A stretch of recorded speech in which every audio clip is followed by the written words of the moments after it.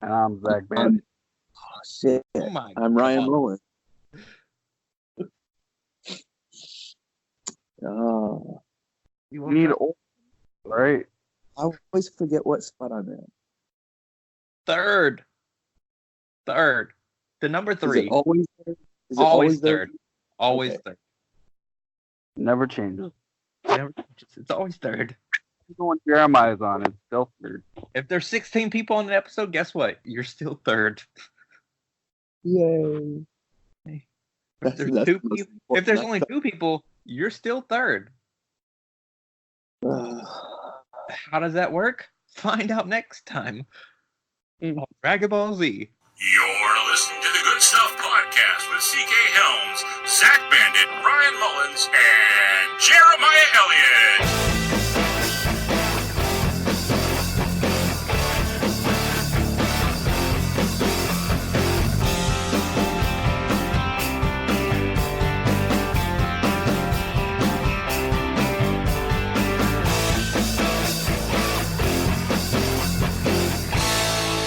Hey everybody, welcome to episode 38 of the Good Stuff Podcast. As always, I am one of your hosts, CK Helms.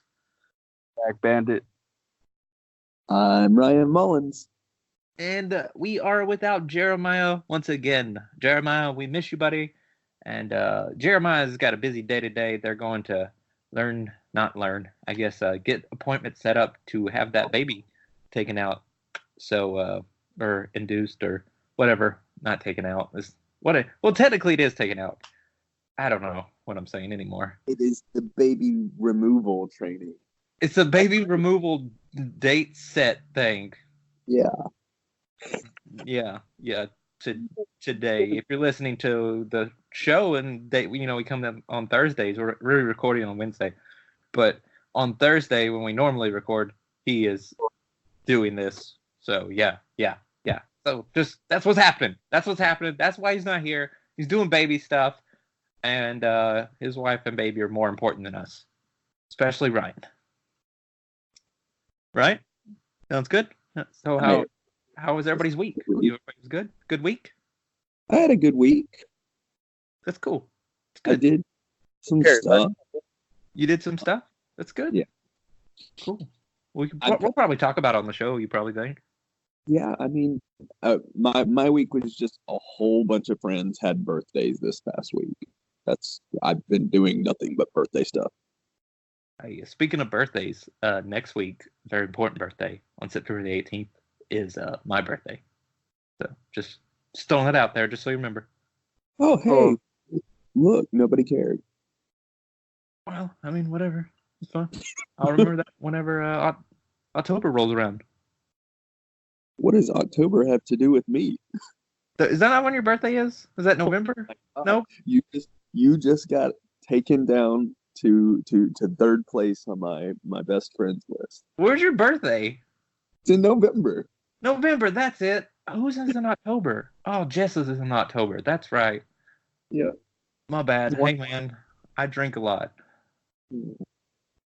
of tea. And as you know, tea leaves mess with your mind. Well, I month thought is it my was a memory enhancer.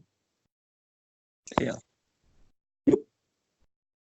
All right. Take it away. What were you saying?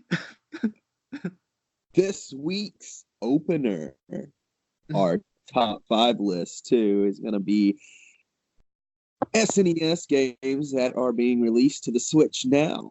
And our big question is, when are they going to add Nintendo 64 games to the Switch?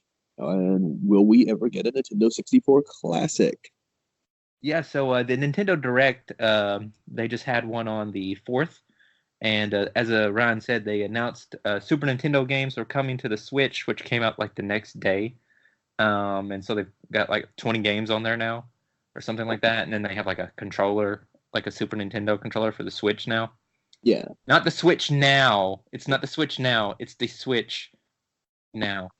They have it now. They have it on the Switch. The way that we were saying now right after Switch almost made me think it was a Switch now. Like that was the name of the console. But it's not. I didn't see the period on my notes, and I didn't know I was supposed to hesitate. Me neither, but I You're not really supposed to, but just the way that comes off, it sounds weird when you say Switch now. Like, I don't know, maybe the way we were saying it. You have to pause, Now, comma. Comma, Switch. Switch. Now. No, you don't say the comma. You just don't say switch now. You say switch now.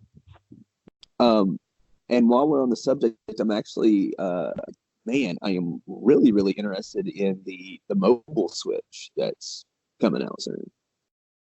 Oh, you're talking about the Switch Lite that we talked about that one day that nobody was interested in? Now all of a sudden, you're interested in it now? I'm interested in it. Okay, but let's talk about when are they going to add Nintendo 64 games? Because I mean, why? I feel like that's the pinnacle of the Nintendo video game industry. Is as the Nintendo 64. I mean, just let you know, and here when we get to our top 5 list, it was very hard finding top 5 Nintendo 64 games. It was. Not that it was just.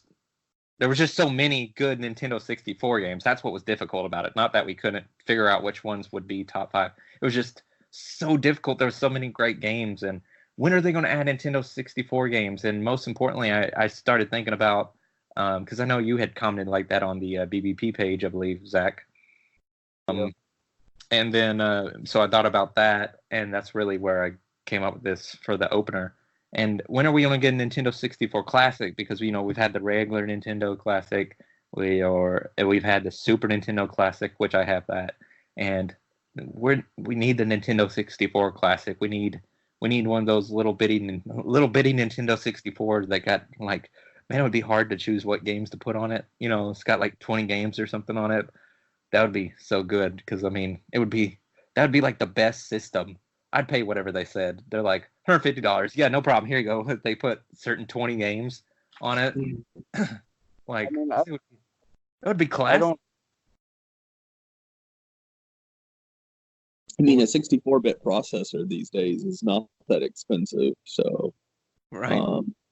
You could easily make a system like that. The only issue is especially with like the Switch using N64 games, and I can tell you this too from using emulators and ROMs, the hardest part about playing N64 games nowadays is the controllers. There has never been, and there never will be another controller like the Wave. That 3-handle design, it looks stupid as hell, but it was one of the better controllers of our days. Mm-hmm. And it's just really hard to get on a PlayStation 4 controller, and it worked just fine. You played N64 games on a PlayStation 4 controller?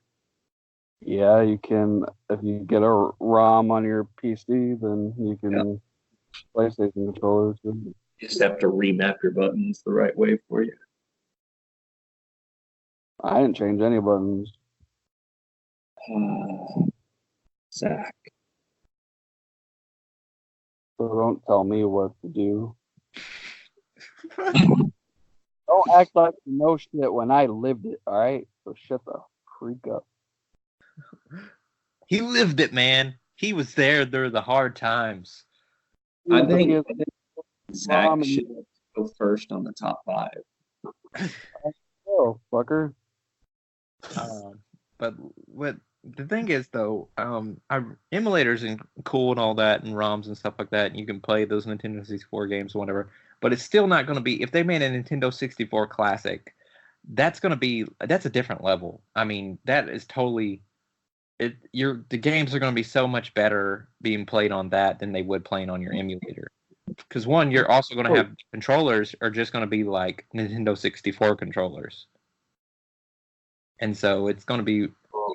Yeah, especially if they released an SNES controller for the Switch. You mean like a 64 controller? Yeah, if they released a modernized N64 controller for it, that'd be great. Well, they probably would since they just released that SNES one. Yeah, that's what I'm saying. Yeah. I don't I don't know. I don't know if they're gonna release an N64 classic just because. I mean, when they did the other two classics, it wasn't really like they didn't really have the games on like the thing where you pay monthly or anything. I feel like they would just move them onto their platform. I don't know though, because at the same time though, because they just brought those back that where you can buy those NES, SNES, and NES classics all the time. So maybe like, and they're having it where you could play on the Switch, and it wouldn't I wouldn't put it past them to still also release a Nintendo 64 classic as a way to get the audience of people that don't have a Switch. I mean, it's more money. Yeah, I mean they would probably make bank on that. So I'm telling you, I think that would be I think they would make more bank on that than the other two, to be honest with you. But I don't know. I mean, I know of a lot of people who had an N64 but never had an SNES. So, I mean, I would get. I haven't gotten the SNES Classic or the NES Classic just simply because I have so many. I have emulators and so many ROMs on my computer for both of them. But like I said, the playing N64 games on your PC, it's just not the same. Yeah.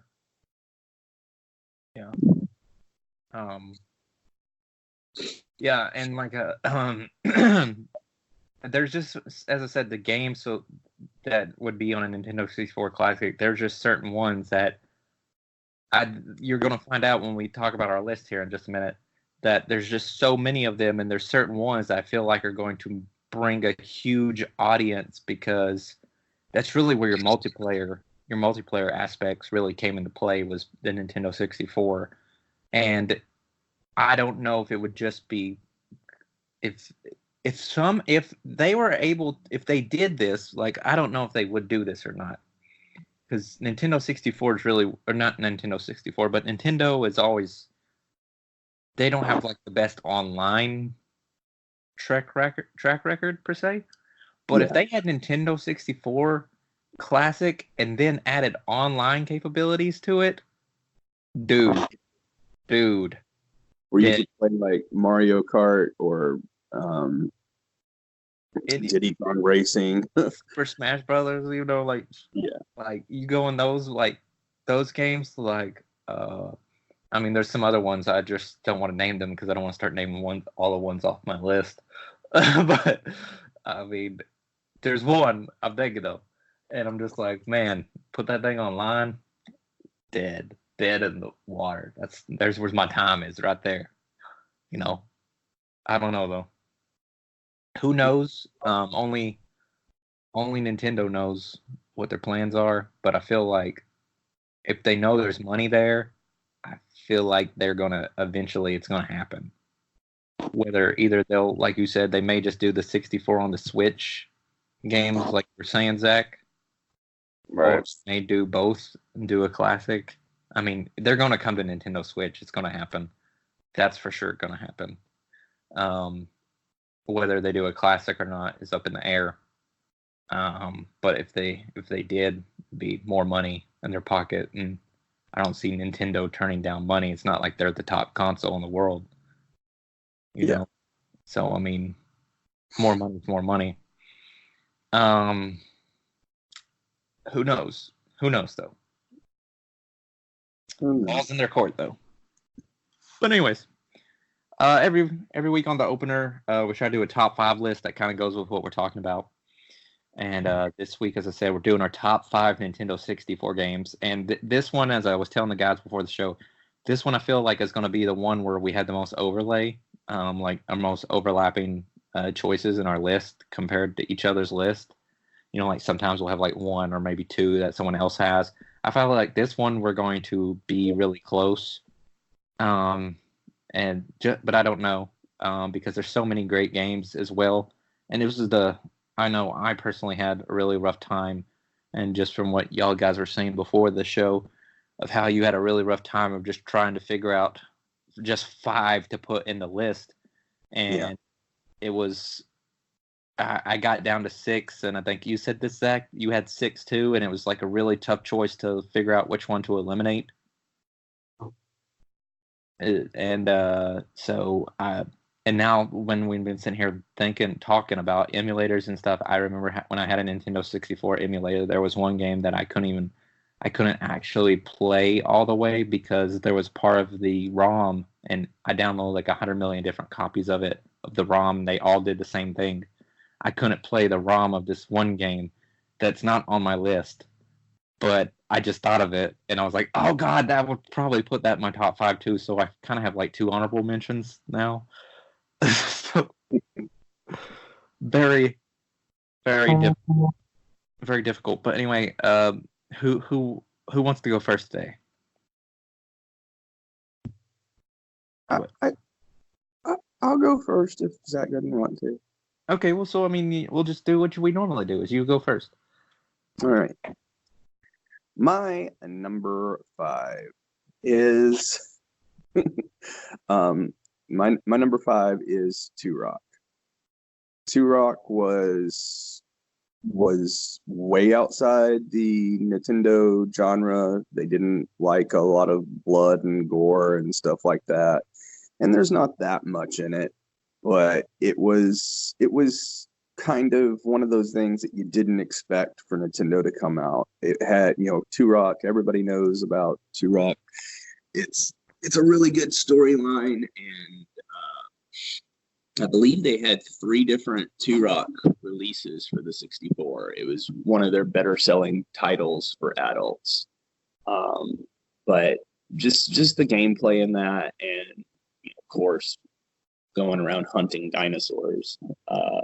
It all around, it was just a good game that I enjoyed a lot.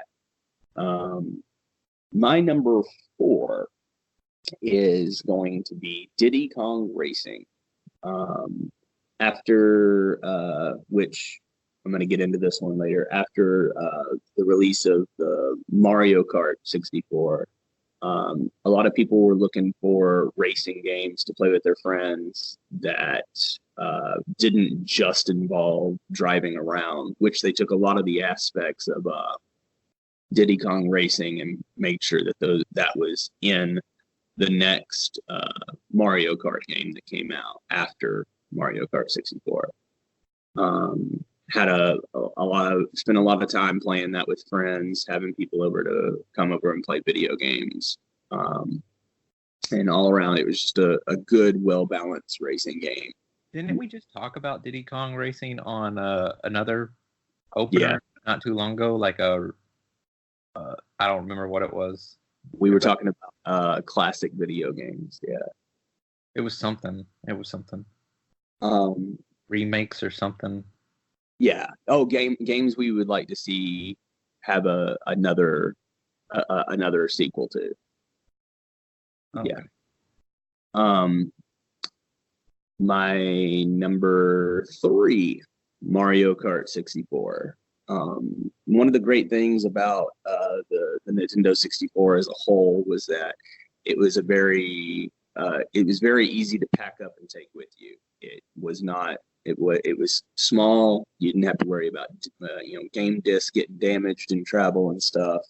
And I brought my N64 over to people's houses all the time just to play Mario Kart. It was a lot of fun. Once again, another very well balanced video game.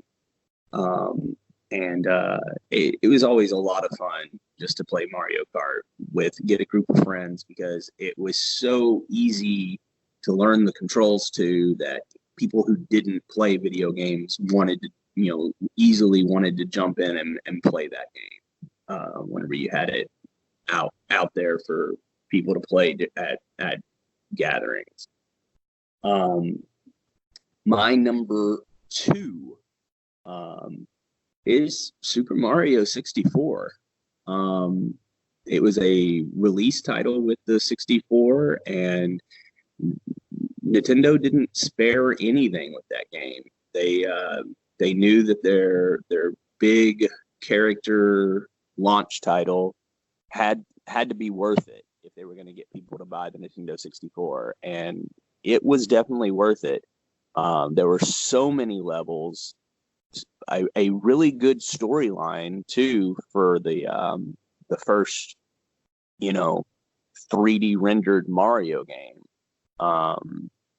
They put a lot of work into it, gave Mario a lot of new abilities, gave him some old abilities that worked very well with it all.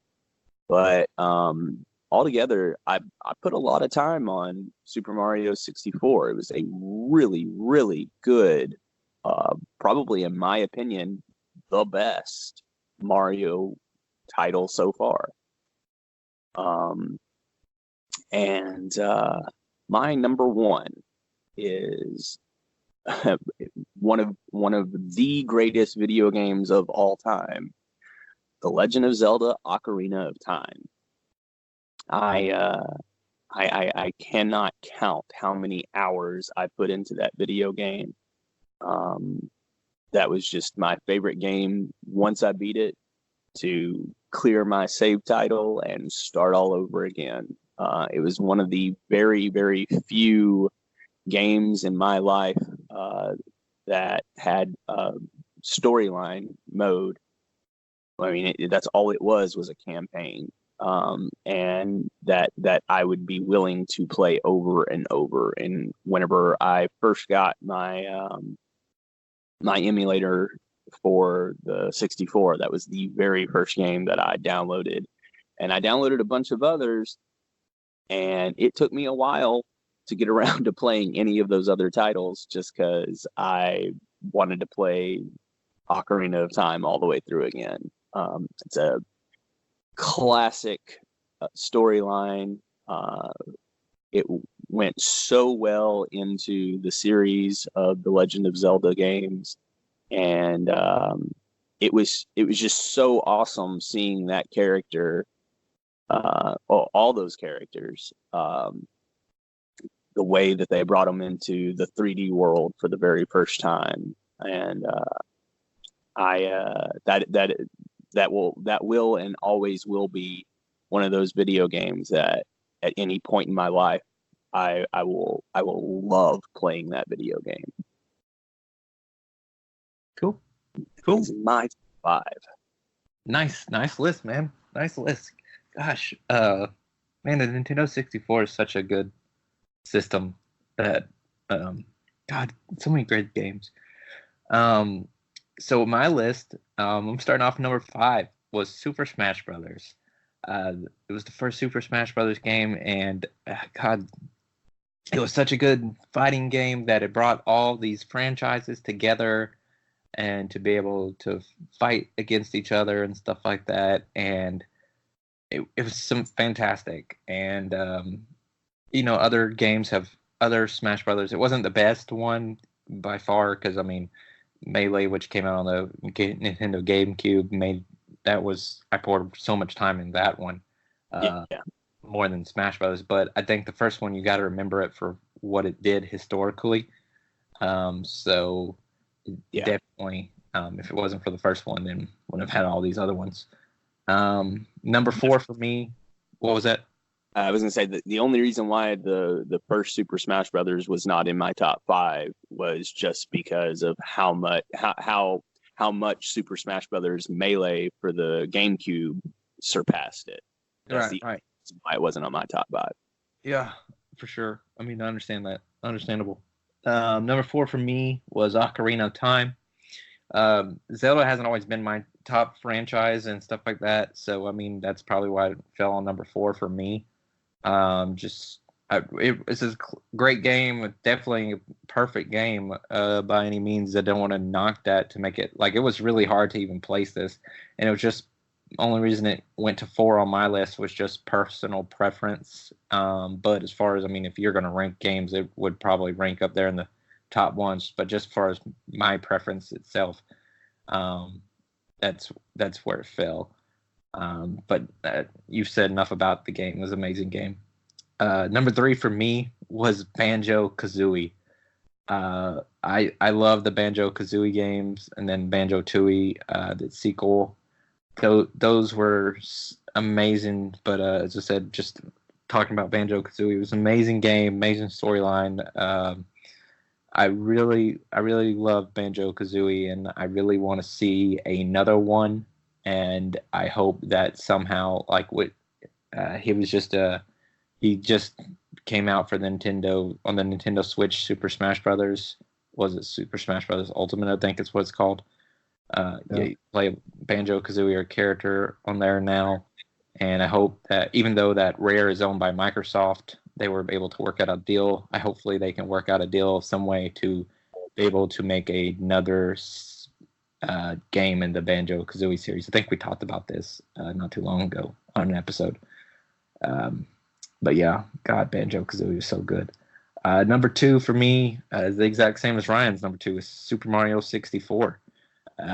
Was the best Mario game that I've ever played up until I played Super Mario Odyssey for the Nintendo Switch, and that's the best Mario game. But you haven't played Super Mario Odyssey yet, so. But Super Mario 64, great storyline. Just everything about it it's a perfect game. Nothing wrong with it, and it was really fun game. And they had a nice little homage to it. And Super Mario Odyssey, whenever you get to the Mushroom Kingdom, you can go in this one spot and you can hop in a painting and play a level. So that was a really cool moment. So, but number 1 for me, and this is where I spent more time in this game than any other game. And earlier I had alluded to a game that if they put online for Nintendo 64 Classic, this is where I think their bread and butter would be, and where you're going to sell your most systems, and that is GoldenEye. GoldenEye was an amazing game. Awesome campaign mode, awesome multiplayer. I mean, this is where multiplayer shooters I think got the most, most couch co-op couch multiplayer time in a game was in GoldenEye, and I love it. And I just think that Nintendo 64 Classic, even if you didn't have it online capabilities, I would probably use it most for playing GoldenEye, I guess, with my kids until people came over and played with me. I'd make the kids play with me. I'd just go around as Odd Job and kill them. They'll be like, "How come we can't shoot you?" And I'll be like, "'Cause I'm the short guy." Haha. Such a good classic move there. But yeah, it was really hard to make this list, and Diddy Kong Racing was my honorable mention because that was the one I took off my list. But then, as I said, the one I was thinking about as we were talking about SEN stuff at the beginning was Pokemon Snap. Man, that was my honorable. That's gonna be my honorable mention. That God, Pokemon Snap was such a good game, and literally the point of the game was taking pictures of Pokemon. But if you didn't play Pokemon Snap and love it, then there's something wrong with you, I think. So I mean, it was such a great game. But every emulator that I played it on, whenever you got to the end of the level where you pick out what pictures and stuff like that, the pictures would have like you couldn't actually see the pictures. It was like the screen was all, the little picture was all pink and blue and stuff. You couldn't see the pictures. So pretty much difficult to do. But yeah, that was my list. God, it was such a hard list. And like I keep on thinking of more games as we're sitting here talking. So like I'm just like, oh God, I should have put that on my list. And Nintendo 64 was such a good game. Such a good console. It's crazy. Our list has pretty much the same games except for one, I think. So. Oh, your list? Yeah. What's your list? One of mine that's on my list is. Oh, I'll get to that. But all right. So number 5, I have Super Smash Brothers. Yeah, I mean, like that's one of the most fun I had growing up. Like it was really like my first fighting game that I really got into. To be honest, other than like, I mean, some Mortal Kombat, but yeah, Super Smash Brothers. I used to play that with my friends all the time and put a lot of hours into that. And then number 4 is which was one of your honorable mentions was Diddy Kong Racing, um, which I was trying to decide between Mario Kart and Diddy Kong Racing because I didn't want 2 racing games on here, so I chose Diddy Kong Racing because I mean I think I had the most fun in that, and it was just I just like how like it had a story mode, like it kind of had a story, and it wasn't just like Racing over and over again. you just racing friends. Like there was like actual story and then bosses and stuff, which was pretty fun. And then number 3 is Banjo Kazooie. Did you copy my list ahead of time? this is the same. I did this list before we even started recording. So, but yeah, Banjo Kazooie, probably one of the best. Like I don't know, Platform. yeah, platformers. For me anyway. Yeah, I mean, it's probably one of my favorite games for the 64, even though it's on the 3rd one. But yeah, number 2, Super Mario 64. I think, I mean, I don't know what else to say that hasn't already been said, but I mean, it was a good game. It was like it wasn't like a short game either. It was well worth the money, and I had so many levels and so much stuff to do, and then there were secrets that you could unlock towards the end, which were pretty cool. And then my number 1 is GoldenEye. Basically, pretty much what you had said. Like, I mean, it was such a good game. Like, it had a good campaign, and then the couch multiplayer, like the split screen, competitive multiplayer and stuff was so fun, and I put a lot of hours into that with friends. But yeah, that's my number 1, and then the honorable mention that I chose was WWF No Mercy. Oh God, that was such a great game too. Dear God, that was the best wrestling game of all time. Yes, it's the best wrestling game of all time. I don't know what made it so good, but it was just really great. Yeah, I don't know what to say about it. Like, I don't even know. I don't even remember what made it so good, but oh man, it had a great creator wrestler, it had a fucking storyline mode, it had fucking a Royal Rumble mode, it had just so many different modes. It was such a good game. Such a good game. But it had like fucking storyline mode. It was so good. Yeah, and it had like the best like character creator and like anything that was out there. So oh yeah, man, I had like a whole I had like 9 people that I'd made that I had like a whole like DX like I made like there was like 10, 12 people in DX in my game. Like I was like I had to go over to my neighbor's house to play that game because I wasn't allowed to have it. God, I really now that we're through this list here, I really feel like that I was thinking about Nintendo 64 Classic. If they did that and they only had pick 20 games, I was like, can we pick 20 games?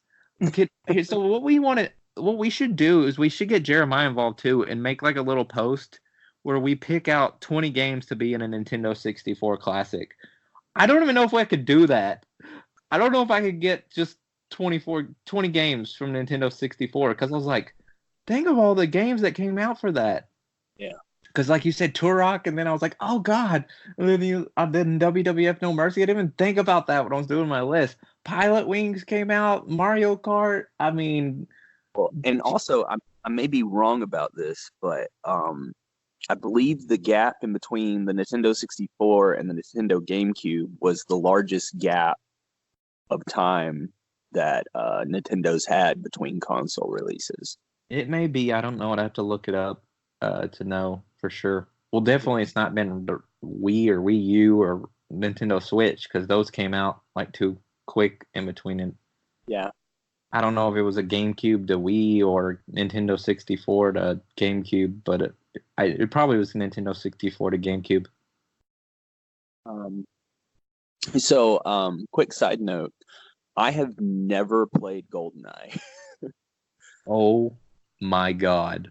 All right. So download it, play it, please.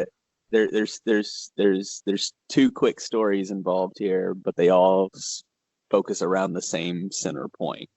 For our listeners who don't know, I grew up in a highly religious family, and my dad was a high-ranking religious official in the particular religion. I'm not going to name any names or anything like that, but we absolutely could not play shooter games whenever I was growing up.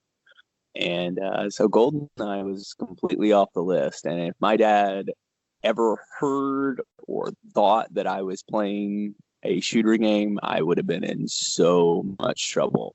But this also goes back to Super Smash Brothers. I literally had to sit down with my dad and my brothers. My dad was one of those people, if you could present a decent argument to his no, he would reconsider. But if he still said no after the argument, that was his answer from there on out, because he highly believed in let your no mean no and your yes mean yes, but he was willing to take consideration if he told you no about something, but only one time. I had to present an argument a debate point as to why he should let us get Super Smash Brothers, because he was an absolute no to fighting games. And my argument was, we have played every single one of these characters before, using the exact same moves before. The only difference is that they're not using those moves against the bad guys of the game. They're using them against each other. So what's the difference? And my dad couldn't argue it. So he let us get Super Smash Brothers. And that is it actually took a big debate, but I convinced my dad to let us get Super Smash Brothers. Well, you should have said for 007, well, people shoot each other in real life. So What's the difference? I mean, all right, let's move on, guys. Releases, guys. Dang, sorry. This little video game's coming out this Friday, September the 13th, which I guess will be tomorrow if you listen to our show the day it comes out. If not, It could be already out. It's called Borderlands 3. It's coming out for PS4, Xbox One, and PC. I'm sure that Ryan is more excited than the rest of us. Yep. So you're excited about Borderlands 3, right, Ryan? Oh, absolutely. I am upset that they haven't introduced a cross-platform situation with it, but it's making me gonna have to dust off my Nintendo 64. I mean, my Xbox. It's making me gonna have to dust off my Xbox, because everybody that I played Borderlands 2 with is, they haven't moved on to PC. So I have to get it for my Xbox. That way I can play with my friends. Because this is definitely a game that you can play it by yourself or with random people, but it is so worth playing with friends. Borderlands is hard without people. I really appreciate what the company did by releasing a huge DLC for Borderlands 2 for free,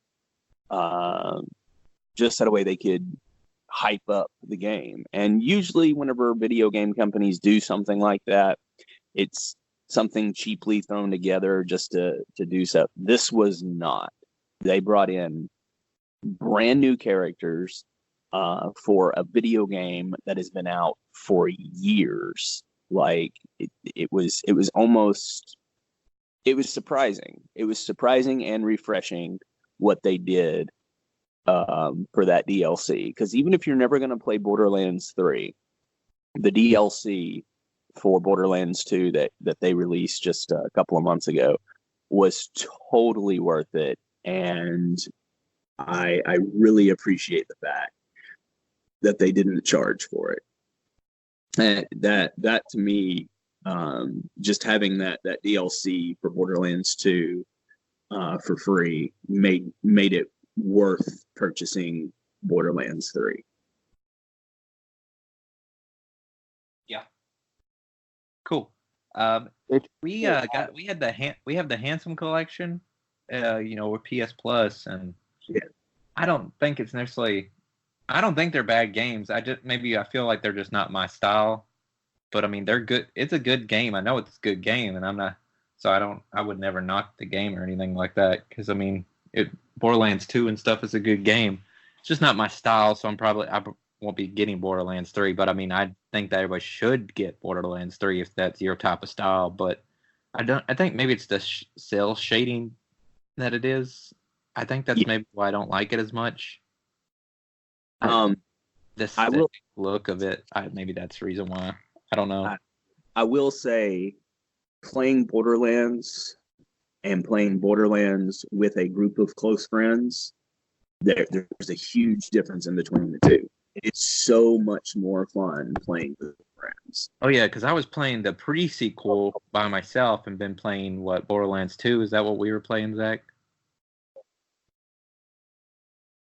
You still there? Can you hear me? Yeah, I can hear you. Yeah, that was what we were playing, was Borderlands 2. Yeah, and I liked it better when I was playing with Zach. Yeah, I mean, it's such a goofy, wild game that playing it with good friends is what makes that game worth it. Sure. All right. Let's move on, and let's move on to trailers. So watch some trailers this week. We got 3 trailers for you this week. And the first trailer we're going to talk about is Jexi. Am I saying it right? Jexi? Yeah. So Zach, what's a little bit about this? Because you've seen the trailers more than anybody, because you go to the movies all the time thanks to Regal Unlimited, not sponsored. Yeah, I mean, it's the main character is played by Adam Devine, which he's pretty funny. He's from Workaholics, and I guess the story is he gets like a phone, and then the phone is like really smart, like AI or something. And I guess he just keeps trying to, and then the Jexi AI just keeps coming back and ruining his life and stuff like that. I guess that's the gist that I got from it. Ryan, are you talking to someone else? I can hear you. Ryan? I'm here. I'm not. Are you talking to someone else? There's literally nothing else going on. Oh, it's weird. It sounded like someone else was talking in the background. I did too. But That was weird. But yeah, so it's a comedy movie, and like I guess it's like a play off of Siri, the phone, and as you said, it's like almost having a jealous ex-girlfriend in a sense. Yeah. But the phone's all fine, and just it's little small things like his boss says something at work, and then the phone's like, your boss is a moron. comical version of her, where what I'm talking about, right? Yeah. Is that movie with Where the AI was played by Johansson. Yeah.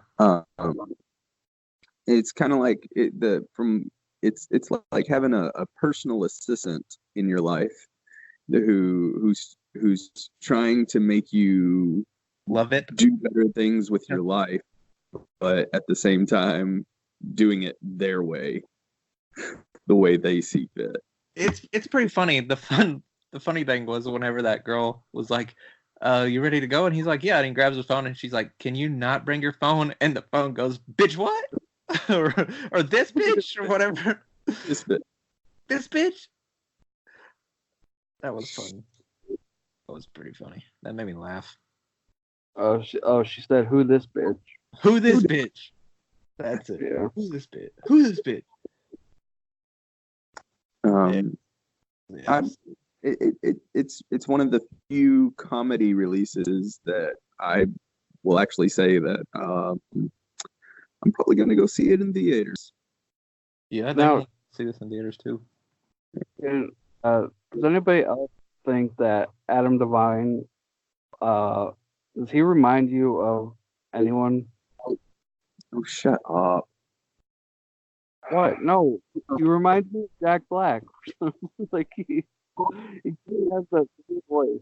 And so, does he remind you of Jack Black? I mean, I guess I could see it now that you say that. What did you think he was talking about you, Ryan? Yes, everybody says that I remind them of Adam Devine, that my personality and my looks, and it's always bugged me because I don't think Adam Devine is attractive. You want to talk about it, or More attractive than you, Ryan. do you want to talk about it? Do you want to talk about your feelings? I mean, we're here. We can make this the good Next stuff trailer feelings release. podcast. Guy who likes to talk about his feelings.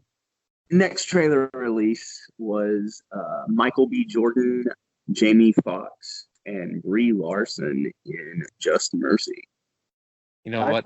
They talk about their feelings in that movie. The action in that one. So you said that you were going to shit on Brie Larson here. So do you want to go ahead and shit on her, or?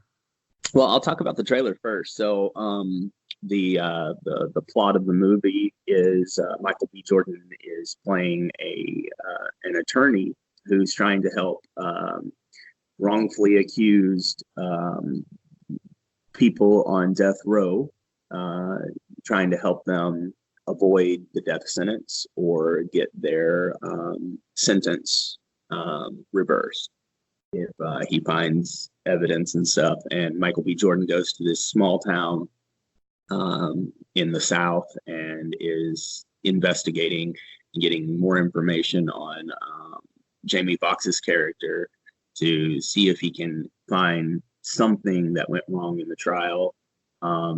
It looks like it's going to be a really good movie, all except for Brie Larson. I feel like anybody else would have been a better pick for this role.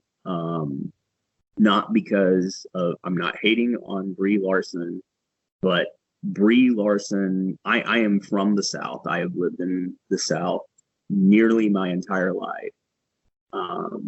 And Brie Larson's country accent does not sound like a country accent at all. It is terrible.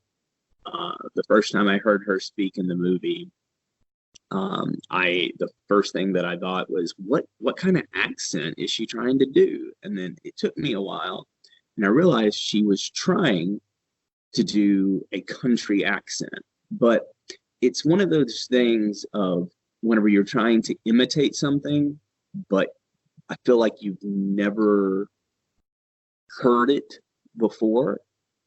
So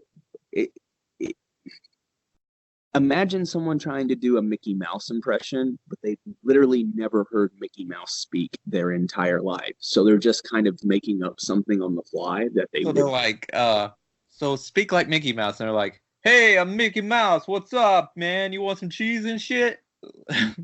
The difference in between Mickey Mouse and that is the difference in between a Southern accent and Brie Larson. if I had to give it my best guess, it would be if a British person had never heard someone from the South of America talk, and they were trying to do a country accent based off of old Western movies that they had seen as a child. That's literally how bad it was. Ryan, let me tell you something. You're such a hater. All right. You're probably one of those people that think Captain Marvel should have been a man. Hey, don't get him on this 20-minute soapbox about how Captain Marvel and DC and shit like this, or whatever the hell he was on that one day that I zoned out on. Hey, all I want to know about, but if we just stick to bare bones of Just Mercy, for honestly, I don't remember Brie Larson much in this trailer. I'm gonna have to go back and watch it to understand what you're talking about, because I remember only seeing her like once or twice for like just a couple seconds. Because so I really don't know what you're talking about, because I didn't pay enough attention. So it's just like you being a man to say something like that, though. Oh my God. So I'm just sorry, just thinking of Brie Larson, what she'd say. Oscar nominee, I'm guessing, just because of the subject matter and all that. It looks like it's gonna be a good movie. Yeah, and you're probably right. Will probably be an Oscar nominee, nominated film. Some sense. Jexi or Harriet. So it's gonna be a good movie. So I think we'll see what happens with it when it comes out. But yeah, I don't have anything to add to that. So let's move on to the next one. Bad Boys for Life. I guess I'll take this one. Bad Boys for Life trailer came out. To be honest with you, at the end of the trailer, I kind of forgot what happened in the trailer. I kind of forgot what the story was. I was like, okay, so what happened here? Because I just remembered it was just a bunch of cop shit going down, basically. I was like, well, that started off like every other Bad Boys trailer. There was some comedy there at the beginning. Then, like, I guess Martin Lawrence said something that he wants to retire. And then Smith said that he couldn't retire or something like this. And then they had to go do some other junk. And then blah, blah, blah, this. And then bang, bang, explosion, shooting, blah, blah, blah. That's pretty much it, right? I mean, I think I just said the Bad Boys for Life trailer. Yeah, I don't. They really focus that much on the storyline in the trailer. I don't know if there was a storyline or what the storyline is. It looks like if you like Bad Boys, you're gonna love this movie. If that's your thing, if that's your bread and butter, you'll probably love this movie because it looks like it'll be a good Bad Boys movie for life. Yeah. I want to go see. You want to go see that? What? What did you say? Ryan said he wanted to see it. No, that's not what I said.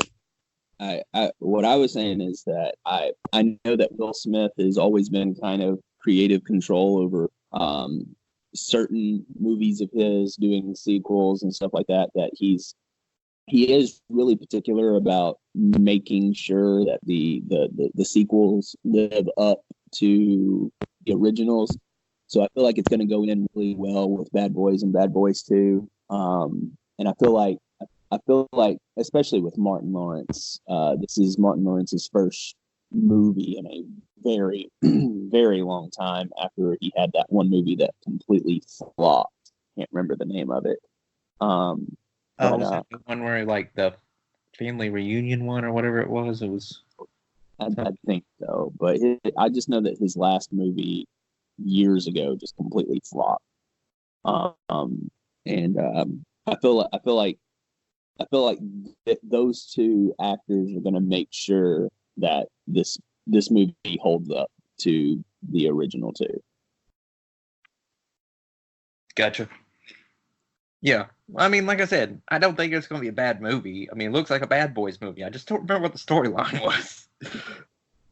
But I mean, maybe that was not the point. So I don't think that was the point of the trailer. Yeah, but anyways, let's move on, shall we? You like Bad Boys? You're gonna like Bad Boys for life. We'll see what happens. So guys, premieres are starting to come out really big because the fall season is here upon us, fall TV season, and lots of shows premiere and stuff like that. And so then I was talking to the guys. I was like, you know what, guys? We should start watching premieres of new shows when they come out. And this is just something we could carry on after the fall season's over with. Anytime a new because, with Netflix and Hulu and Amazon and all that junk and all those streaming services, original programming premieres come out all the time. We could just watch the premieres of new shows. And because, everybody doesn't have time to watch every new show. But we could get there's 4 of us, so 1 or 2 of us could watch every show and at least tell you if it's a good show that you should invest your time in, or if maybe we won't like it, but maybe you'll like it, or, something like that. Just, some advice, I guess, would be a good thing. So every week we're just looking at the premieres that happen, and then we pick some out and we watch them and stuff like that. Well, this week we had 3 to choose from. We had The Spy from Netflix as The Spy, and then we had Wu-Tang, an American Saga, which you can find on Hulu, and then Carnival Row, which is on Amazon. Well, unfortunately, we also had Titan Season 2. We had talked about that without also remembering that we aren't going to do new seasons, repeated seasons, like it's just going to be new shows.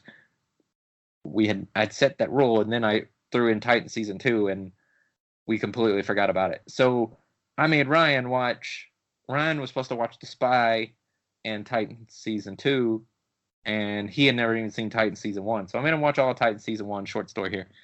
He watched all of Titan Season 1 and watched the premiere of Titan Season 2, and didn't watch The Spy. So nobody watched The Spy is basically what I'm fucking trying to say. Damn. So, that being said, we don't know if The Spy is good or not. So, you should watch it. I did get to watch a few minutes of The Spy. I didn't get to watch the whole first episode of it. But for our listeners, I can actually give a quick rundown of it. It's about an old British spy who actually existed. It is taking Sacha Baron Cohen way, way outside of his normal comedic realm, and it is. It looked like it was actually going to be very, very interesting.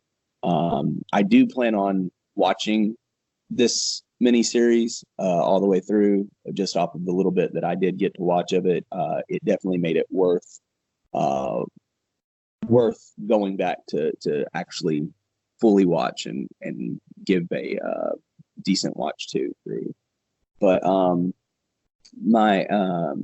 I sat down and watched all of season 1 of Titans and the premiere of season 2 of Titans. Review.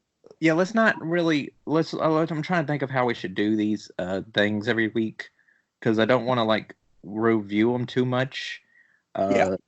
Give up too much information or anything. Maybe we could just say, should you watch it? Did you like it? Maybe just some things that you liked about it or didn't like about it, without, don't spoil anything. Okay. Yeah, not too much. And just, that way we don't spend a whole lot of time doing this. And then if you like, and then something say, but even if you don't like it, you could say, but if you like blah, blah, blah, you may like this. Or even if you did like, you can say, and if you like blah, blah, blah, you'll like this. So what I will say is, if you are a fan of the actual Titans storyline, that the season 2 premiere finally makes it worth it. They finally target in on the main baddie of the Titans universe. They finally give an introduction to him. It does feel like it's a step back in a sense of storyline, because it's almost like season 2, the start of it kind of is a soft reset of the storyline that's going on. So the problem is that the episode last season 1 was supposed to be 13 episodes, and they decided not to do the show's 13th episode and instead make it the premiere with the first of the season 2, So season 1 ended really weird. And so what you basically got was this Frankenstein creation of a season 1 season finale and a season 2 premiere. So it's kind of like 40 minutes of it was one thing, and then 16 minutes of it was something completely different. Exactly, and that's what that's what I'm saying with it feels like almost like a plot line reset, because you can definitely tell that everything from season 1 has been concluded in this episode. Like there's nothing left open from season 1. So if you're looking for conclusion in season 1, definitely watch at least episode 1 of season 2. But it does feel like it's a full plotline reset. Like it feels like they're not gonna touch on anything from season 1 at all anymore in season 2, because they've got something completely different and new going on, which is good, because I was curious where they were going to take the series, and I think that they're taking it in the right direction. I think they've told the story for season 1, and I don't feel like there's anything that needs to be touched on anymore from season 1. Everything's been explained, and it was for the people who waited. I didn't have to wait since I binge watched. For the people who waited, it was definitely worth the wait. I can tell you that. But it all together, season 2 premiere. I'll give it at least 1 thumbs up. Okay, cool. I'm just gonna go just a little bit of add on that. Just say that it was a little weird. The whole 3/4 of the show, one like a season finale, and then a fourth of a show, the actual premiere. And I feel like they should have made that the season finale last year and not used it, and then just, if anything, then just used like bits of it at the ending and made an actual premiere. But whatever, it's not like it was bad. It was just kind of jarring in a sense, because the characters were looked a little different. So yeah. it was because it was filmed at different times. So you could definitely tell some aging had happened. It wasn't like too noticeable, but if you paid enough attention, you would notice. But yeah, I'm really excited about season 2, and of course, in the marketing, that there's Bruce Wayne is now involved, and so we got to see that. When Deathstroke is going to be involved in this season, and I'm super excited about Deathstroke. So, which I do have to say, only having seen the first episode of season 2, because that's all that's out. But what an interesting take on Bruce Wayne.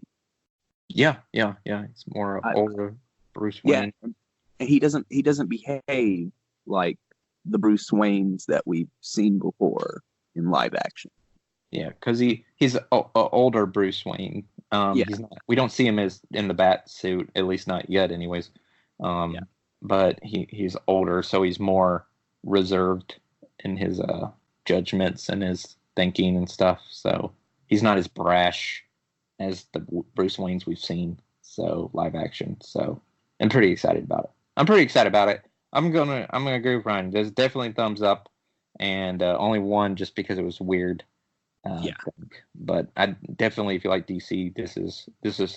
It's time to get on for it for now. Season 2. It's the time. It's good stuff. It's a good start to season 2. Yeah, for sure. Which new episodes come out every Friday. So just on the DC universe, just to let you know. The next one we're gonna move on. We'll let Zach take us away. Zach, tell us about Wu-Tang: An American Saga, which you can watch now. Currently, there's 4 episodes on Hulu. Oh, my turn. Sorry, I fell asleep when you guys were talking about that. Wu-Tang. I mean, it was pretty good. I halfway through the third episode. I mean, I never listened to the music before, really. I mean, I know some of the songs because some of them are pretty popular, but yeah, I mean, it's just like I guess them. It kind of starts off with gang stuff and trying to get by with like selling drugs and all that, and really one person out of the whole group, Bobby, is really the one who's trying to make his music work, and really into trying to break into the music, and everybody's kind of telling him to stop that and be realistic and start doing the drug stuff. Yeah, instead of doing music, do drugs. God, sell drugs. It's much more of a realistic option. Yeah, because they just tell him that it's not gonna make him money, and you see some of the other characters throughout, like they can freestyle and stuff, but they don't like really do anything with it. They just do the gang violence and like the drug stuff. But I mean, like if you like shows like that, like like Sons of Anarchy or some similar shows like that, Breaking Bad, then I mean, I'm sure it's the show for you because it's kind of similar to that. I mean, they haven't really come together as a group or anything, and they haven't started making music. It's just kind of building up to the point where they finally do come together. Right. So, what you giving a thumbs up to it, or? Yeah, I'll give it a thumbs up. Cool. Maybe a thumb and a half. Thumb and a half. Half a thumb. A thumb up the bum. Whoa. Anyways, I also watched Wu-Tang American Saga. At least I watched the pilot all the way through, and that's basically what we're trying to watch to let you know what we think about the premieres. And it's a good story. I mean, there's so many people in the Wu-Tang Clan. If you know about it, Bobby is the RZA, the RZA or whatever, the RZA. And you get to see the Jizza, the Method Man, Old Dirty Bastard, Inspector Deck, or The RZA wrote those episodes too, and he's a producer on the show. Right, yeah. Ghostface Killer. There's just some of the ones that I didn't remember that are introduced in at least the first half episode that I've watched. So there's a bunch of people in the Wu-Tang Clan, so I can't remember them all, but there's so many people in the Wu-Tang Clan. But you get a good number of them, and so you're getting to see their basically a true story of how they came together, and it's intense, man. It is intense. I'm like, whew. It's good stuff. It's good drama, but it's a good show. Definitely going to give you a. I mean, their story seems really interesting, just because like a lot of them weren't even like really friends, and they were like rivals. Yeah, they're apparently. I mean, I didn't know this, but apparently there was like some of them did not like each other. There's some bad blood at the early stages of the Wu-Tang Clan before they came together to start making music. Yeah. So there's some stuff in there that's crazy, and I'm like, whoa, there's a little much here, but no, it's good. Thumb and a half. I mean, like it's for sure. I mean, it's pretty good. It's good stuff. The next one premiere that came out was Carnival Row. I think it came out a week before last. To be honest with you, I don't think any of us have actually watched that. Have we? Did y'all watch Carnival Row? No, I didn't. I was watching it this morning before I had to go run an errand. I've got about at halfway of the premiere.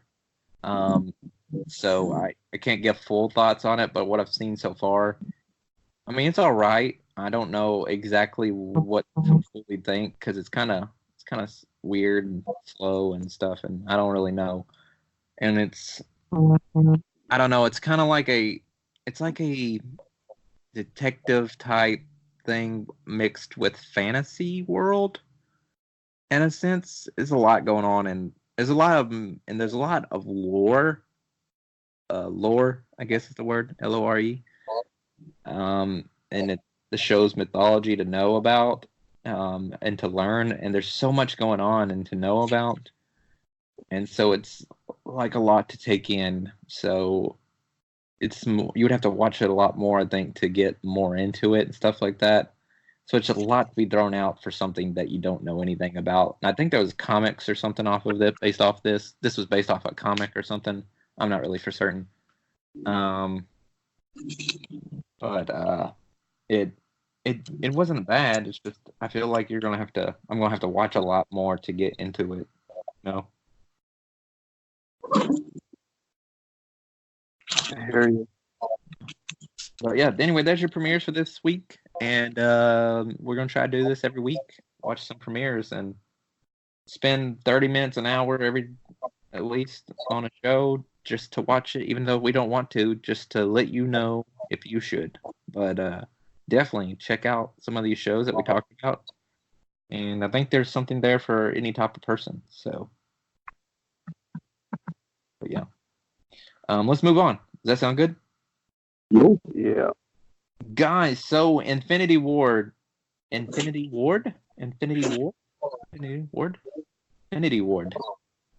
I getting this wrong? Infinity Ward. Infinity Ward. I don't know. It sounds weird. Anyway, they just let us know what the road to launch for Call of Duty Modern Warfare is, and I got a lot of dates here, and so let me break these down for you. Starting September the 12th, which this episode is on September the 12th, through September the 16th, there will be a PlayStation 4 exclusive open beta. If you've pre-ordered the game on PlayStation 4, you can have early access to it on the Thursday, the 12th and the 13th, Thursday and Friday. And if for everybody with a PS4 can play it on Saturday, Sunday, and Monday. And then next week, they will be getting details on the cross-play aspects of the game. So we'll learn more about how the game will be able to play with other systems. And then starting on September 19th, which is next Thursday, all the way through the 23rd, it's the cross-play open beta when the beta opens up for Xbox One and PC as well. And early access for Xbox One and PC, if you pre-ordered it on Xbox One and PC, you can play it the 19th and the 20th. If not, everybody on Xbox One and PC will be able to play the 21st, 22nd, and 23rd. And during these times, it will be cross-play. So if you have it on Xbox One or PC, all you have to do is add somebody via their with their Activision account, right, Zach? Yeah, I believe so. Yeah, and so you could play with like PS4, like Zach and I will have it on PS4. If Ron, you got it on PC, we could play together during that cross-play time. Just letting you know ahead of time if that was something you're interested in. But not even if so, like even you could just get on PS4 on next weekend or whatever. And then, but as far as those times, so like so just so I specify. The crossplay open beta, which starts 19th to the 23rd, as I said, early access is the 19th to the 20th. The PS4, it's still a PS4 open beta during those times. So the 19th through the 23rd is all PS4 open beta. So that's pretty good. The end of September, they'll be showing off the campaign, the premiere of the campaign. The campaign will be about. And then the week of October 7th, you're going to get the Special Ops premiere, where they let you know about that mode. And then October 25th, of course, the game release. So I guess really to talk about here is I'm excited about the beta, I guess. And is there anything else that's going to be premiered before the game comes out that you want to know more about? Zach, we'll start with you. I mean, I want to know more about the campaign, I guess. The other modes that they can have for multiplayer that they haven't really gotten into. Yeah. I'm thinking that Special Ops thing, I'm thinking that'll be a co-op. It's like a co-op mode, right? Yeah, it's like co-op missions. Right. Yeah. Okay, cool. So are you excited about the beta? I am excited. Man, there's like so many days to be able to play if you have it on PS4. Like 12, 13, 14, 12 through 16. That's what, 5 days? 12, 13, 14, 15, 16, and then another 5 days. That's 10 days that if you have it on PS4 that you can play. It's pretty crazy. Crazy. Oh, Run. I wonder if, Sorry. What was that, Zach? I was gonna say I was wondering what the hell's going on. What do you mean? We're here. I've heard of what? No, I'm just gonna shut up. You're hearing voices? So are you talking or? Oh, it might have been my phone. I received a text message and it buzzed. What it was? Zach, are you going to finish speaking or are you good? Zach? I said I'm good. Oh, okay, dang, sorry. Man, jeez. Ryan, what's up, man? Hey, how you doing? I mean, for me, it's all about the multiplayer. Cool. So, you gonna play the beta? What are you gonna? Have you pre-ordered the game? No, not yet, because I spent my money on Borderlands 3. But Okay. I whenever my next direct deposit goes through, I'm definitely buying it. What are you gonna do? PC or what? Yeah, I'm gonna do it on PC since it's cross-platform. Cool. So that means we'll probably see you in the cross-play open beta then. Yeah. So they've already showed off some multiplayer. So I guess the cross-play details, campaign details, or Spec Ops details. Which are you interested in seeing any of those, or are you just ready for the game? I'm ready. I'm ready for the game, but I do want to see what the Spec Ops is going to be all about. Because I feel like there's a lot more to it than what they've revealed. A lot more to it. Yeah, probably so. I'm excited about the beta too, man. I'm super ready. We changed our recording day to Wednesday because Jeremiah couldn't be here Wednesday or Thursday, so we changed our recording day to Wednesday again this week, just so we could play the beta tomorrow. I mean, not gonna lie, that was the exact reason why we changed it. So did it so we play more time in the beta. We're all really super excited because we all played in the alpha, which if you guys remember we talked about it on the show, and we were super impressed. And this was the most excited I think that any of us have been, are the most excited that any of us have been for a Call of Duty game in a long time, if at all. So that what was it, 2-on-2 gunplay? Is that what it's called? Gunplay?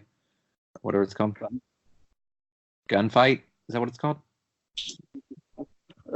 Gunplay fight. That sounds weird. Gun stuff. Gun stuff. Gun something. That mode with 2-on-2 is such a good mode, and so I'm interested to play some of the other modes. But we're excited about the game. Hope you are too. If you can find us, let us know on our comment on the show on the post that we put for the episode. If you're listening and you're interested in playing Modern Warfare with us, let us know what system you're gonna play it on, and what's your gamer tag, name tag, whatever you call it, PSN name, whatever your name is, on whatever system, and we'll add you on there. Give us your Activision account and your social security number, and we'll add you on there and we play together. Sounds like fun. Make sure you add your CVV2 code. Yeah. Code that the 3-digit code on the back of your credit card as well. So We need Don't that. forget for the critic and the expiration date. We need that too to charge you to be our friend. So We also need your the last 4 digits of your social security number and your mother's maiden name. And feel free to enter all that information on our GoFundMe. Right. we We need to put the GoFundMe page, our personal GoFundMe page that we only have for us, only for Zach. I don't. I just put my money in something else. But One day. All right, guys, let's move on to the next thing. Cool. So Zach, I'll let you talk about this one. Resident Evil Project Resistance. I didn't really know there was a teaser trailer until Nick told me. Earlier today, I just saw people posting about a possible new Resident Evil Outbreak, which the original Resident Evil Outbreak File 1 and Outbreak File 2 were pretty fun games. It was kind of like a multiplayer Resident Evil game you could play online with your friends or you could play offline. And it kind of had a story mode. This one from the trailer seems a little different. Seems more like a Survivor style match game, kind of like Left 4 Dead or something like that. So I mean, it just seems like the doesn't look like it's really gonna have like a story mode or anything. Just look like they're locked in some area and they keep sending waves of different monsters at you, and then I just think of like Black Ops Zombies or something. I guess it seems like it's gonna be similar to that. Yeah. I've never played a Resident Evil game, so I've only played Resident Evil 7. Kick both of yourselves from the call. I think if I kick myself from the call, it ends the call. I'll finish the podcast. just let Zach do the podcast by himself. He's like, yeah. And so that's cool. That would be what he'd say on everything. I just woke up. Our list. We're gonna touch back on the Sony Disney. Hold on. Before we get there, I want to add on to this teaser trailer real quick. Okay. Project Resistance teaser trailer, like Zach was saying, looks like a cross between Left 4 Dead and Resident Evil. We're going to find more about this at the Tokyo Game Show, which starts today, the 12th of September. It's this weekend, basically. Tokyo Game Show, and that's where we'll learn more about it. Probably see more of a actual trailer and learn some gameplay details. So next week's episode, we're probably going to have some that and some other games that we talk about from the Tokyo Game Show. So just wanted to add that. Wow, I'm Ryan Mullins.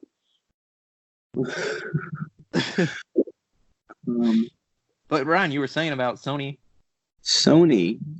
and Disney and Marvel have all come to the final conclusion, with Sony making the announcement that the door is closed.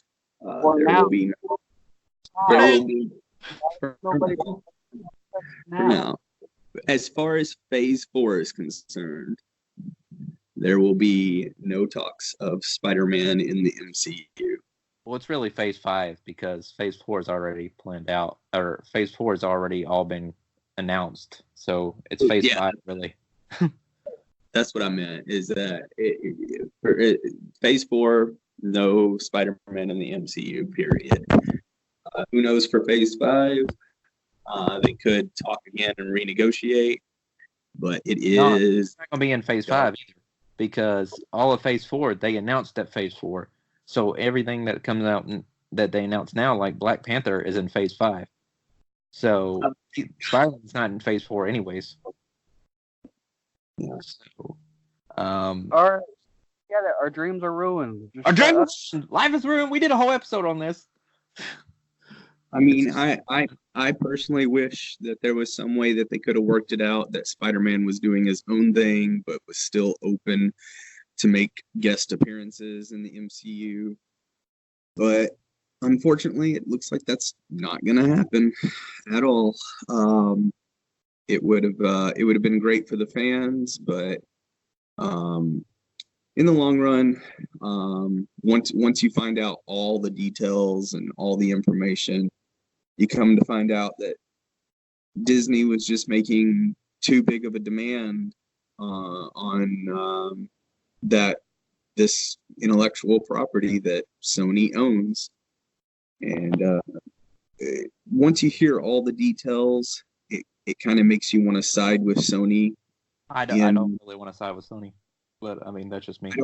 I don't want to side with Sony, but in the long run, I personally am siding with Sony. I'm still siding with Disney. I feel like they should have got a fair cut for more than what they're getting. So I mean, I totally made sense to what they asked for compared to what type of numbers have Sony done by themselves. And we'll see what happens without Disney. So, but now that they're finally making Venom movies and can work on the Venom Spider-Man storyline. If they don't now's the time. Venom's supposed to start filming in December or November. They better rewrite that fucking script real fucking quick and put Spider-Man in it, because if not, you're missing something out. You're missing out because you have to put them together. You have to put Spider-Man in every movie now.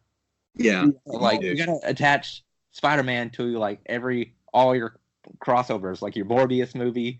You gotta like your Craven movie. You gotta attach Spider-Man to him, because I mean, if you're gonna have your own universe with Spider-Man, you're going to have to use him and make a universe out of it. You can't just expect just to have a Spider-Man movie just by itself, because you've done Spider-Man movies by yourself twice.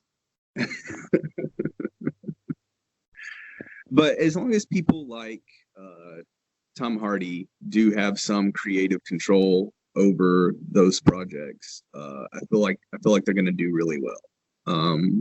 Tom Hardy had quite a bit of creative control over the Venom movie, and I feel like the next step for them to go to intertwine the hate relationship that Eddie Brock and Venom have towards Spider-Man would be to find out that Cassidy Carnage was put in jail because of Spider-Man, and that would be the best way to write it all in. But I really think that they're going to go a good route with the next Venom movie. I'm not sure how they're going to go with the next Spider-Man movie. Yeah, that's all I have to say about that. Who knows? It's gonna be weird because you're gonna have to drop so much stuff. It's gonna be weird because you're like dropping the entire plot of Homecoming and Far From Home to be able to do another Spider-Man without being connected to MCU. Yeah. Literally the entire plot. Your villains and everything. Everything was tied into MCU shit. Mm-hmm. Literally everything. Yeah, because literally. What's his name? Vulture. All of Vulture. his. Both Vulture and Mysterio had problems with Tony Stark. Yeah, exactly. And I mean, I feel like they're still going to be able to use some of the terms and references, but I definitely don't see the whole Spider-Man building all of his technology and stuff off of Stark Tech. I don't even think they would be able to use the same terminology because it's like MCU stuff. So who knows? I don't know. I mean, it depends on how petty I guess Disney wants to be. Yeah. I mean, Disney is super petty. Don't even use any of the same words we ever used in the MCU. Don't even use the words. Don't even mention Tony Stark. Don't mention blip. Don't mention this. Don't mention that. Don't mention that. I would just send a paper of words not to mention.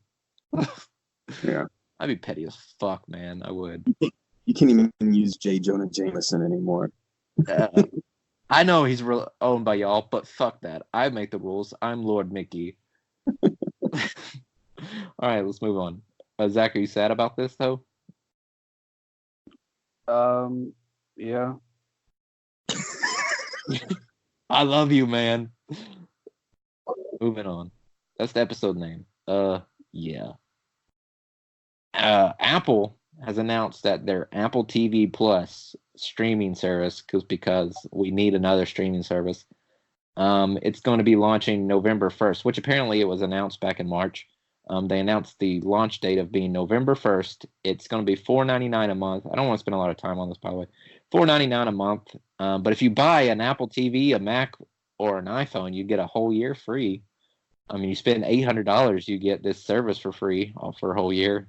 Whoop-de-doo. It's more than $800. So I was talking about the iPhone. I wasn't talking about the MacBook or the Apple TV. They're gonna have original content too, like a show called C, featuring Jason Momoa. How they got Jason Momoa to do a show for them, I don't know. But the service sounds terrible. I believe it'll last 2 years and then they'll end it. And then they said they're going to have tons of original content, but only announced one thing. Yeah. Which makes me think that the rest of it's just going to be poorly thrown together. Like you said, don't want to spend too much time on this. I don't. The world does not need another streaming service right now. Zach, what didn't you say that they already had Apple TV Plus or something like this? Or, well, I thought they already had something similar to it, and they already had original shows, and I could have swore they already had original shows. Maybe because they announced it back in March, and maybe you just thought it was already out. I don't know, man. I don't really give a shit. Let's move on. I was just letting everybody know that it was available. I really didn't want to put it in the show, but I was like, well, I figured there's somebody out there that really cares. Hey. Jason Momoa, you get to see Jason Momoa. I'm sure he won't have a shirt on, so that's fun. I feel like it'll be like every other Apple thing. You pay $4.99 for the service, and then you have to pay an additional 99 cents for every original content show you want to watch. And you're going to have to call technical support all the time. Yeah, and then your charge won't work. What did you say, Zach? You have to pay them to watch commercials. Right. You have to pay to watch the commercials. Sometimes you have to pay $1.99. Press $1.99 to advance. What? All right, guys. We're gonna move into the last little bit of our show here, and we're ending the show basically how we started on the show. And we started on the show talking about how SNES games were announced at the Nintendo Direct on September 4th, and we're ending the show with some other announcements. There was so much stuff at this Nintendo Direct, but I kind of just took a few announcements that were just the most surprising to talk about. And the first one is Doom 64, which was another great game on the Nintendo 64 BT dubs. It is being re-released for the Nintendo Switch, and that will be coming out November 22nd, which I think is the same day that the new Doom game comes out for the other systems. Gotcha. Yeah, I'm pretty certain, because it comes out in November. What, Doom Eternal, or whatever it's called? I think that's what the game is called. It comes out in November. Did anyone play Doom 64? I think that was the sequel to Doom 2. I think it was just the third Doom game. I don't remember playing it. Doom was not video games that were deemed appropriate by my father. Man, this would be the one game that you definitely wouldn't be able to convince your dad to let you play. Which is weird. Can you even get that out? Could you even get that out? Well, you get to shoot demons. This is basically means you get to be Jesus. See? I just helped you play Doom. Go back in time. Yeah, Doom wasn't. My dad played Doom, but we weren't allowed to play Doom. You could just convince your dad that the Doom character's name is actually Jesus, and you get to shoot the demons from Satan. Anyway, guys, Doom 64 is being re-released for Nintendo Switch November 22nd. So I'm just surprised that 64 is getting, or Nintendo Switch is getting such a mature game, but there's been a lot of releases. They had that other Doom game come out. I forgot, for the Switch too. So yeah. And then Assassin's Creed Rebel Collection is coming to the Switch. It will be all the Rebel games, and do you know what these are? I believe it's Black Flag, and Assassin's Creed Rogue. That's the game. I believe he plays a Templar the entire game, and the Rogue one. Yeah. Those are the two games that you do. It's high on naval combat and stuff like that. So, which you know, Black Flag was not a terrible game. It was just it just didn't feel like an Assassin's Creed game. Yeah, it's highly rated and highly loved by a lot of people, but I just don't like naval combat and stuff like that. I mean, that was my one thing that I disliked about Kingdom Hearts 3 was the Pirates of the Caribbean level where you had to do a stupid ship. I hate naval stuff. Black Flag's probably one of my favorite Assassin's Creed games. So. Yeah, you told me that. But I did play Rogue for a little bit. Because I rented it one time, and I played it for a little bit, and it was really fun for what I played because it was a different type of story. Because I mean, you're a Templar, so and that was cool. So you were hunting assassins. So, but they don't have a release date on that. They're still working on. Still working on it. Zach, did you play Rogue? No, I did not. I think that's the only Assassin's Creed game besides the side scroller ones that I haven't played. Huh. Well, this last little announcement here from the Nintendo Direct actually got more traction on our page than any other thing. If y'all have noticed, we had like 20 people react on it on the page. It's going to be the release of the re-release coming to Nintendo Switch of Jedi Knight, Jedi Outcast, coming out on September the 24th, and which was those games. The Jedi Knight games were a huge hit back in the day, and still regarded as some of the best Star Wars games that came out. And I know this is Nintendo Direct, but it's also coming out on PS4. They even announced that at the Nintendo Direct. It's also coming out on PS4, and I was like, hell yeah! So we can. The Jedi Knight games just absolutely out of all of the Star Wars games to be released, the Jedi Knight games had the absolute best lightsaber play. That's until Jedi Fallen Order comes out in November. Yeah. Because I saw some video of that the other day, and I was just like, it was just a clip, and it said, "Why do we have to wait till November for this game?"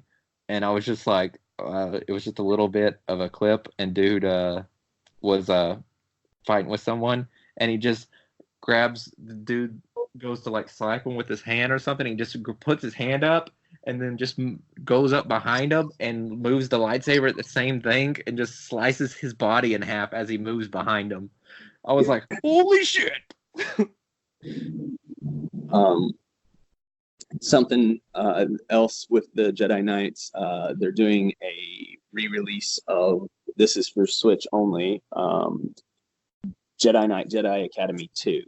Which is my favorite in the whole series. It was it's the sequel to Jedi Knight, Jedi Outcast. I think it's still coming out for PS4 also. Which was Jedi Academy. the Jedi Academy were the best of the Jedi Knight games. The Jedi Knight, Jedi Academy, or Jedi Academy, Jedi Academy 2 had an amazing. They didn't have a competitive multiplayer format, but they did have a multiplayer in it. It just didn't have a ranking system or anything like that. It's not Jedi Knight. It's not Jedi Academy 2. It's a Jedi Knight, Jedi Outcast. That's the first game. The first game. That's actually Dark Forces 2. And then the sequel to that is Jedi Academy. There's not a Jedi Academy 2. But there is. They just it's not being re-released. Is there? Yes. A Jedi Knight. So there's 4 games? There's 4 Jedi Knight games? I'm pretty sure the game I spent hours on was Jedi Knight, Jedi Academy 2. You probably spent yours on Dark Forces 2, and that was Jedi Outcast. Because that was the one with the 2. You have to look it up. I am. But it's coming out in early... It's Jedi Knight 2 Jedi Academy is what I was saying. Okay, yeah. And that's coming out early next year. Yeah. Okay. But which is weird is about Jedi Outcast, the Jedi Knight Jedi Outcast, it is also Dark Forces 2, which it's really weird. It's so confusing. No. But, weird. But anyway, on Jedi Knight Jedi Outcast, by the way, which is coming out September 24th on PS4 also, Ryan, just to let you know, coming out PS4. Mm-hmm. Ryan, do you get that? Oh yeah, I'm definitely. So no. Do you get me saying that it's coming out on PS4? Jedi Knight Jedi Outcast on September the 24th. Just say you get it. I get it. Did you know that's 6 days after my birthday? Yep. I'm just throwing it out there. Because some of us remember our friends' birthdays. Fuck you! I told you what my birthday was at the beginning of the show. Yep, and mine's in October. Yeah, your birthday is October. Yeah. What is birthday? What? Mine. Nobody cares. Mayvember? You say Mayvember? Yeah. So is it May or November? November is Ryan's. How's Mayvember? If I'm right about this, your birthday is May 11th? That's only because you just pulled it up on Facebook, you ass place. What? No, I didn't. Yes, you did. You didn't know what his birthday was. I know everybody's birthday. No, you did. Yeah. You didn't know Wow. what Zach's birthday was. Yeah, I did. You fucking lie. Do you believe him, Zach? Okay, Jeremiah's is October 13th. Okay. When's Lacey's? Oh, I don't know. Okay, because you don't know everybody's. You just looked it up on freaking thing. Jeremiah's is when? May 11th. When's Jeremiah's? October 13th. That's Bronx's birthday. Oh, they share a birthday. Oh, isn't that sweet? What are we even talking about? My dog's birthday. Whose? Yoda. He can't look up Yoda's birthday on Facebook, so he doesn't know. And Yoda doesn't go by the traditional American calendar. Yoda's birthday is Stardate 42.395.82. I don't know. I don't know why I couldn't remember your birthday was in November, because it's just a couple of days before Riker's birthday. Yeah, no. I'm talking about Ryan's. Yeah. Oh yeah, yeah. Yeah. We'll let you know. Alright. Anyway, guys, you ready to bring this thing home? Oh no, like, here we go. Bring it home. Bring it on home. Going home. I don't know. Anyways, we want to thank you so much for listening to this episode 38 of the Good Stuff Podcast. You can find us at all our social media pages like facebook.com/Blind Bandit Productions. We're on YouTube, Blind Bandit Productions, and Instagram, Blind Bandit Productions. And then we're on Twitter. And Zach, that Twitter is what? EPP for real with the number 4, and Ryan is working on our MySpace, and he's also trying to get our Snapchat up, which he probably hasn't done yet because he's an asshole. But you know, Did you forget you were supposed to do us on Snapchat? I thought about that yesterday. I meant to say something to you. I haven't. I'm working on getting everything linked before I start broadcasting it. Cool. We're getting Snapchat, guys. We're going 21st century. And when we get our Snapchat up and running, we will also have behind the scenes pictures and clips and stuff like that to real time add whenever BBP does future film projects. Correct. Cool. And don't forget about all the places where you can listen to us on, like Spotify, iTunes, YouTube, Google Podcasts, Stitcher, and of course Podbean. And leave us a review on iTunes or anything else that you listen to us. If there's a place to review us or give some stars, give us at least 1 or so, and 5 of them, whatever you want to do. And let us know what we're doing right, what we're doing wrong, and what do you want to see us do, or what you would want to have take away besides Ryan, because we're not going to get rid of him because he's special. I tried to get rid of me. It just doesn't work. Did you try flushing yourself down the toilet? I Chappelled it as much as I could. Nice. And, very nice. I'm glad that you got it. You got the reference there. Good job. Who was that? Was that Tyrone that did that? Tyrone Biggums that flushed himself down the toilet? yeah, whenever they did the intervention. Yeah, on the intervention. Yeah, nice throwback there. Cool. Why didn't they tell me there was no windows in here? Oh, that was good. All right, guys. As said, thank you so much for listening. We will see you next week. #good stuff.